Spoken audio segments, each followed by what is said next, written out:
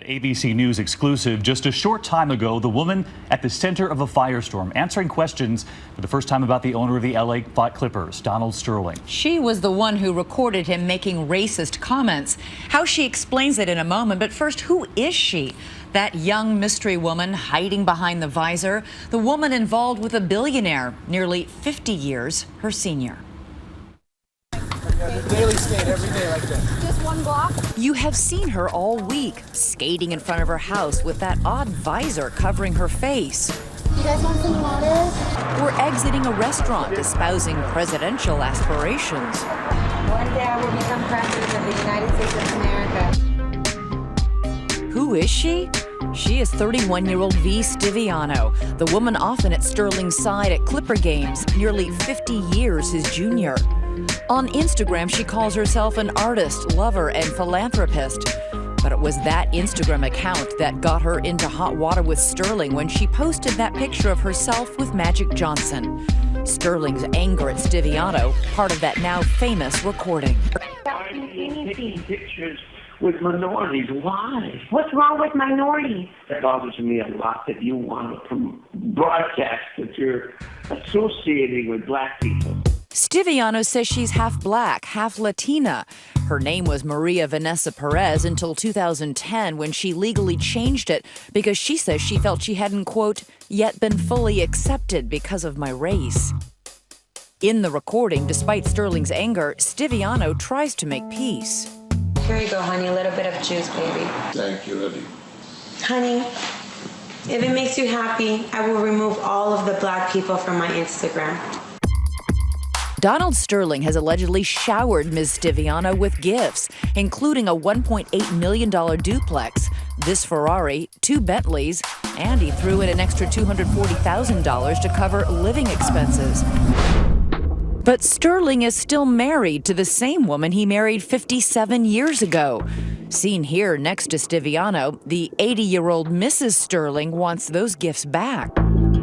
So to get them back, Shelley Sterling filed a lawsuit in March against the other woman who met her husband at a Super Bowl game in 2010. The lawsuit alleges Stiviano engages in conduct designed to target, seduce, cajole, and/or receive as gifts transfers of wealth from wealthy older men. But Shelley Sterling still joined her husband for dinner earlier this week, defending him to the paparazzi. Are you a racist, Mr. Sterling? No, of course not. Are you a racist? The accusations, are they true? Oh, forget it. It's not true. Well, you just heard the wife. Now the other woman. Tonight, V.Stiviano is talking. Why did she record Donald Sterling? Is he a racist? And just what is their relationship? Barbara Walters asking those very questions tonight, and she joins us now from Los Angeles. Barbara?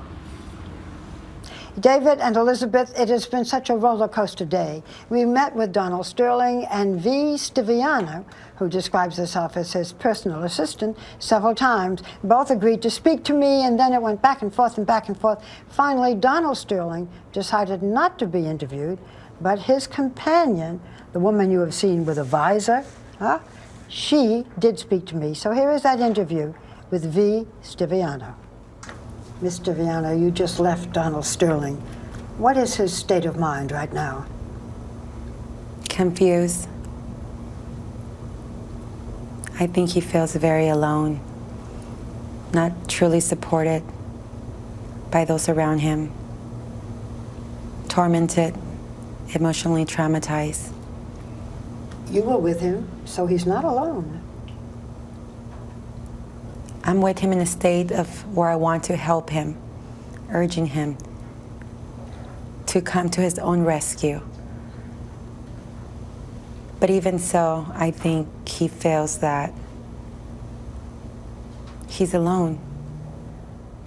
You say that Donald Sterling is emotionally traumatized. From what? From everything, from everyone, from the media, from his peers, from his fellow employees, from his acquaintances. He's hurt. I think he's highly more traumatized and hurt by the things that he said himself. I think he can't even believe or understand sometimes the things he says. And I think he's hurt by it. He's hurting right now. Do you think that Donald Sterling should apologize? Absolutely. Did you discuss this with him? Yes. Will he apologize? Only God knows. Can you tell me what your relationship with Donald Sterling is? I'm Mr. Sterling's right-hand arm, man. I'm Mr. Sterling everything. I'm his confidant, his best friend, his silly rabbit.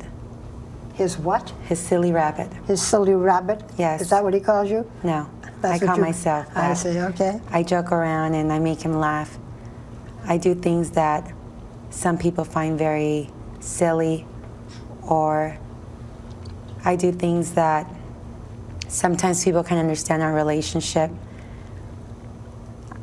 I'm his everything. Our relationship started off me working for Mr. Sterling and his nonprofit organization, the Donald T. Sterling Foundation, and it's evolved to so much more, on a level in which it's become a big scandal. Scandalous? No, on a level which it became a big scandal. It became a scandal. Yes. Yeah, why? I think God has its purpose, and I wish I could answer that question sometimes. And I keep asking myself, how and why? But the truth is that how and why doesn't even matter anymore. It's here. And some things needed to be brought to the light. And I think sometimes we're forced into situations, into circumstances in which we have to choose to do good by. And everything and everyone is a test. And I think Mr. Sterling is being tested right now by a higher power or being. And I'm forced to come to his rescue because he can rescue himself. Are you in love with Donald Sterling? I love him. I'm not sure that's what I asked. Are you in love? No, I'm not in love. You love him what? Like a friend? Like I love a him romance? Like I love him like a father figure. a father? I love him just like a father figure. Donald Sterling is in his 80s. You are in your 30s. Yes, I'm 31. And you're a beautiful young woman. So I'm not sure that I understand the relationship. Well, I'm Mr. Sterling's personal assistant. Mm-hmm. Like I said, I'm his right hand. I'm his wingman. What isn't there to understand? Well, let me ask this. Do you and Donald Sterling have a financial arrangement? You say you're his assistant. Does he pay you? Yes. He pays you as an employee? He doesn't have me. He at first started paying me as an employee, and then he started paying me off the books. Off the books? Yes. People have seen you walking with a visor. Why the visor? I'm hurting. I'm in pain. It hurts to see someone that you care about hurting. It hurts to see people speculate, assume, say, throw darts at you when they don't know you, when they don't know your story, when they don't know the truth, all based on hearsay and assumptions. It hurts. It's easier to mask the pain. If you wear the visor, you can hide your face and hide the pain. This is a question that I ask very often, but it seems to me so appropriate now. What's the biggest misconception about you? That I'm a mistress or a whore or a woman of the night. And all those misconceptions are just on my Instagram, I think, or it's speculations of not real journalists doing their job, asking the wrong people information about me that they don't know or have real facts. Well, so many of you weighing in already. Tweet us right now. We're online. Use the hashtag ABC2020. And when we come back here tonight, more of Barbara's interview with the woman at the center of this firestorm with perhaps the biggest question of all. That's right. The question is, the owner of the LA Clippers, Donald Sterling, a racist? V.Stiviano weighs in on that when we come back.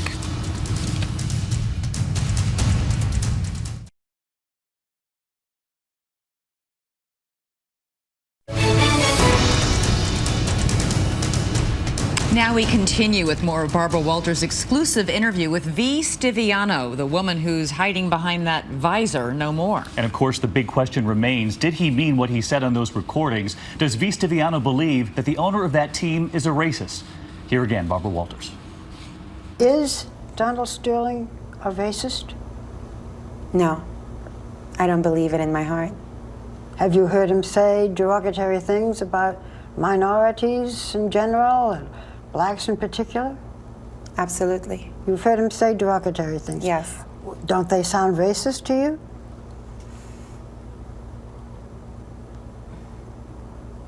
I think the things he says are not what he feels. Anyone can say anything in the heat of the moment. Not everybody makes alleged racist remarks in the heat of the moment. Sometimes in the heat of the moment you say things that you mean. That you mean. Or that you feel. Yeah. Explain how he says these things. I think Mr. Sterling's from a different generation than I am. I think he was brought up to believe those things. What things? Segregation, whites and blacks, minorities, from black Jews to light Jews to dark Jews. Black Jews? Yes. So it's not just blacks, it's anti-Semitism he expresses, but he's Jewish. But through his actions, he's shown that he's not a racist. Through his actions, he's shown to be a very generous and kind man. If he was a real racist, then why would he help the world the way that he has? I think he was overwhelmed by the situation. He was overwhelmed by the phone calls. The situation in which he said derogatory things about blacks? No, I think he was overwhelmed by the phone calls of many negative people calling him, all these naysayers. About you? About me. I see, okay. And in other words, friends of his were saying bad things about you. Yes. Why is he with you? They couldn't understand. Now here's a very powerful man, part of the 1% in which most people read about. He's very rich. Yes. Yeah. And no one understands why Mr. Sterling has this young girl around him. Why? Well, there is 50 years difference in your age. No one understood why I wouldn't allow Mr. Sterling to speak with certain people or have meetings with certain people, or no one understood that. And all of the people that were involved with him in real estate or business or board meetings, there were certain things that I wouldn't allow Mr. Sterling to say that can hurt him. And I became part of Mr. Sterling's team. I became someone who protected him, someone who took care of him, someone who watched everything he said and did. And people did not like that. People were used to Mr. Sterling being Mr. Sterling. And here comes the V, and everything changed. So you helped him become a better person?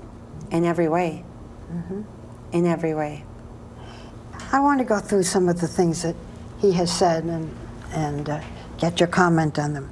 He said to you about black people, you can sleep with them, you can bring them in, you can do whatever you want. I just ask you not to promote it, not to bring them to my games. Why not? There was a point in time where I have the leniency and the liberty to bring whomever I want. As his right hand, I get the perks of doing whatever I want for the most part when it comes to the NBA team. And a lot of people were jealous of that. A lot of executive and board of directors for the Clippers organization did not like that. So having that freedom, Mr. Sterling allowed me to bring whomever I wanted. And on occasions when Mr. Sterling wasn't there and I was attending the games, people would call him and tell him that I brought a certain amount of people and that they look like a certain way. Black people? Did you? Well, not just black people. Well, he said you can sleep with them, you can bring them in, you can do whatever you want. He was not just talking about black people, he was talking about anybody you brought? I think he was generalizing. I think the focus of the subject at that time was just black people. But I think he referred to everyone, not just black people, when he made that statement. Well, it's a little confusing. Yes, because he says, the little I ask you is not to promote it, not to bring them to my games. Them talking about those people that didn't give me a good look. People that were perceived based on the calls and the assumptions these other individuals were making to Mr. Sterling. They would say negative things like V brought gangsters, or V was hanging out with thugs, or V was hanging around with bad women or with fat women. Just, it wasn't only men, it was also women. Part of the audio in which the world heard was only 15 minutes. There's a number of other hours that the world doesn't know. In one of your recorded conversations with Sterling, you said, I wish I could change the color of my skin. I was being cynical and sarcastic. I see. I wanted to get him to see what he was doing to me, what he was doing to himself. A lot of the times I would overemphasize and be cynical because he just didn't get it. He couldn't understand my views or the views of those around us. And I would have to paint that picture to him in color with words. So you are, as I've said, you are half black and half Mexican, and you were very close to Donald Sterling. Yes. You do not consider him a racist? No. No. Do you think he should apologize? Absolutely. Do you think he will apologize? Only God knows. There are so many facets to this fascinating story: race, power, and wealth, the least of which is the nature of the relationship between this beautiful woman and the billionaire, Donald Sterling. Barbara Walters with that exclusive interview tonight. Barbara, thank you from Los Angeles. And we want to know what you think at home. Elizabeth and I have been reading these tweets. A lot of strong opinions out there. Tweet us online. Use the hashtag ABC2020.